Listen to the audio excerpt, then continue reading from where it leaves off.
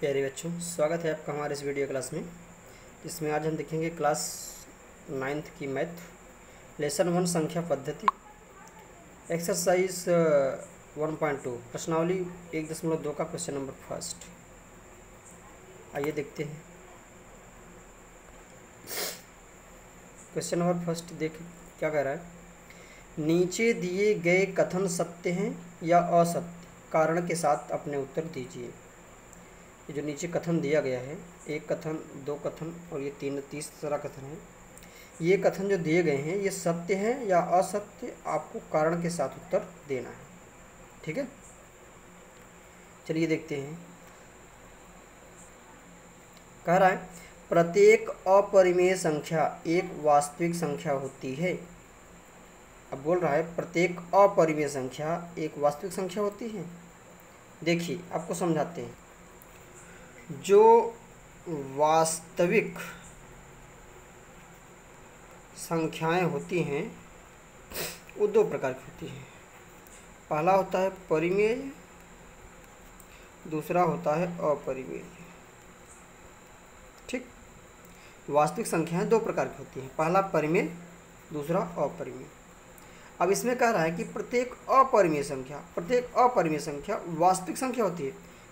ये अपरिमेय संख्या होते हैं, केवल वास्तविक होगा।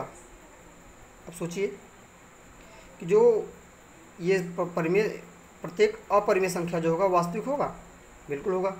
अगर अपरिमेय रहेगा तब भी वास्तविक होगा, परिमेय रहेगा तब भी वास्तविक होगा। आपके क्वेश्चन में कह रहा है, देखिए क्वेश्चन में क्या कह रहा है। क्वेश्चन में ये बोल रहा है प्रत्येक अपरिमेय संख्या एक वास्तविक संख्या होती है, मतलब जो अपरिमेय संख्या वास्तविक है। और यहाँ देखिए कि जो अपरिमेय संख्या वास्तविक है, बिल्कुल है। इसका मतलब ये कथन सत्य है, प्रत्येक अपरिमेय संख्या वास्तविक होता है। समझ रहे हैं ना। तो इसका मतलब कथन क्या हो जाएगा, ये कथन, इसका आंसर हो जाएगा ये कथन सत्य है। ये कथन पूछ रहा है प्रत्येक अपरिमेय संख्या एक वास्तविक संख्या होती है, सत्य है। प्रत्येक अपरिमेय संख्या वास्तविक संख्या होती है। अब कारण भी लिखना है, क्यों, यहाँ लिखेंगे क्योंकि प्रत्येक अपरिमेय संख्या,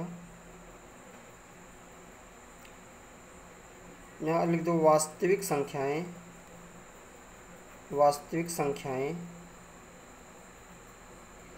परिमेय तथा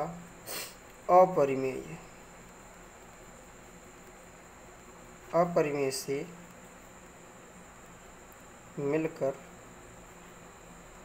बनी होती हैं।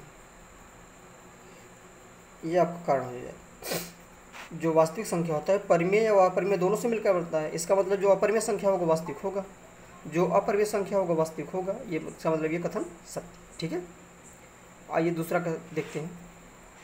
दूसरा यहाँ से है, कह रहा है संख्या रेखा पर प्रत्येक बिंदु रूट यम की रूप का होता है, जहाँ यम एक प्राकृतिक संख्या है। संख्या रेखा पर स्थित प्रत्येक बिंदु रूट यम के आकार का होता है। देखो संख्या रेखा क्या, अब संख्या रेखा मान लो बना दिए, बीच में क्या होता है 0, इधर होता है 1, इधर 2, इधर 3, इसी प्रकार इधर का होगा -1, इधर होगा -2, इधर होगा -3। समझ रहे हैं ना। अब देखो ये 1 2 जो धनात्मक संख्या है, प्राकृतिक संख्या है, इसका वर्गमूल तो निकल जाएगा आसानी से, इसका वर्गमूल तो निकल जाएगा, लेकिन इसका वर्गमूल निकल पाएगा? जो ऋणात्मक संख्या है उसका वर्गमूल निकलेगा? नहीं निकल पाएगा। इसलिए ये कथन असत्य हो जाएगा। संख्या रेखा पर प्रत्येक बिंदु रूट यम के आकार होता है, लेकिन ऋणात्मक संख्या का वर्गमूल निकल ही नहीं पाएगा भाई, इसलिए ये कथन असत्य हो जाएगा। ठीक है, लिखिए, इसका आंसर हो जाएगा ये कथन असत्य है। क्या है? असत्य। का क्यों लिखेंगे? क्योंकि ऋणात्मक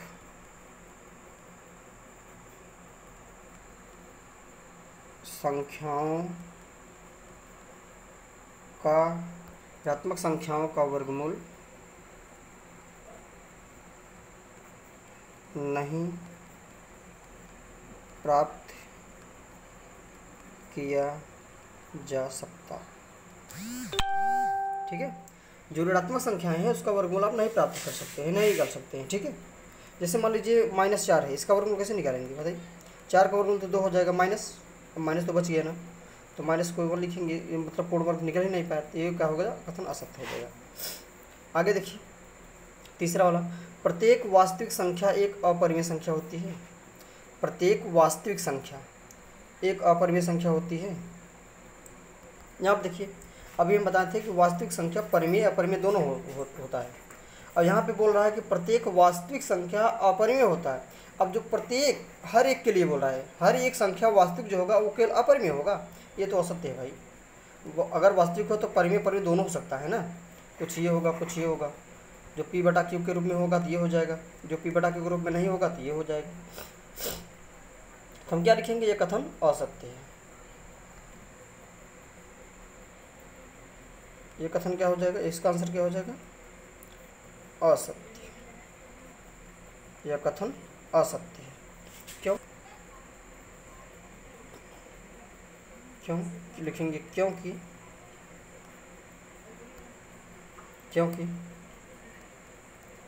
वास्तविक संख्याएं परिमेय तथा अपरिमेय दोनों हो सकती हैं, दोनों हो सकती है। लेकिन यहाँ पे कह रहा है कि प्रत्येक अपरिमेय होगा, इसलिए असत्य होगा, ठीक है। तो ये क्वेश्चन नंबर फर्स्ट आपका समाप्त हुआ। अब क्वेश्चन नंबर 2 देखते हैं, ठीक है। यहाँ पे क्वेश्चन नंबर 2 बोल रहा है, क्या सभी धनात्मक पूर्णांकों के वर्गमूल अपरिमेय होते हैं। ध्यान से पढ़िएगा 2-3 बार क्वेश्चन को। क्या सभी धनात्मक पूर्णांकों के वर्गमूल अपरिमेय होते हैं, यदि नहीं तो एक ऐसी संख्या का वर्गमूल का उदाहरण दीजिए जो एक परिमेय संख्या हो। तो पहली बात देखिए, यहाँ समझिए, बोल रहा है क्या सभी धनात्मक पूर्णांकों के वर्गमूल अपरिमेय होते हैं, नहीं, इसका आंसर हो जाएगा नहीं। आंसर लिखेंगे नहीं होते हैं। प्रत्येक धनात्मक पूर्णांकों का वर्गमूल अपरिमेय नहीं होता है, ठीक है। अब आगे कह रहा है कि एक ऐसी संख्या का वर्गमूल का उदाहरण दीजिए जो एक अपरिमेय है। कोई अपरिमेय संख्या ले लीजिए, जैसे मान लीजिए हम 4 ले लिए, ठीक है। इसका वर्गमूल निकालिए, उदाहरण लिखेंगे, उदाहरण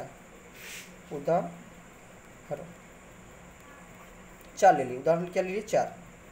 अब इसका वर्गमूल निकालिए, क्या निकालेंगे, वर्गमूल। इसको इस प्रकार से लिखते हैं, ये वर्गमूल का चिन्ह है, वर्गमूल 4।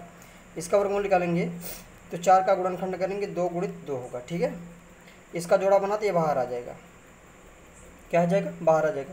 तो 2 है, 2 क्या है, परिमेय है, क्या है, परिमेय है। बस यही आपका हो जाएगा आंसर। हमने एक संख्या ले लिया जो परिमेय है, इसका वर्गमूल क्या होगा, परिमेय होगा। ये उदाहरण ले लिया। अब पूछ रहा था यहाँ, क्या धनात्मक पूर्णांकों के वर्गमूल अपरिमेय होते हैं, नहीं होता है, ठीक है। जैसे वही उदाहरण देख लो, ये 4 परिमेय है, इसका वर्गमूल निकाले क्या आएगा, परिमेय होगा, अपरिमेय होगा ही नहीं। जैसे मान लीजिए और समझ लेते हैं, जैसे मान लीजिए 9 ले लिए, 9 क्या है, परिमेय। इसका वर्गमूल निकालेंगे तो कितना लिखेंगे, 3 गुणित 3, जोड़ा बना, बाहर आया 3, ये क्या है, परिमेय है, अपरिमेय होगा ही नहीं। 16 है, और ले लीजिए, कितना ले, 16। इसका वर्गमूल क्या होगा, लिखेंगे 4 गुणित 4, जोड़ा बना, बाहर आया, ये क्या है, परिमेय। अपरिमेय है, अपरिमेय होगा नहीं होगा, ठीक है।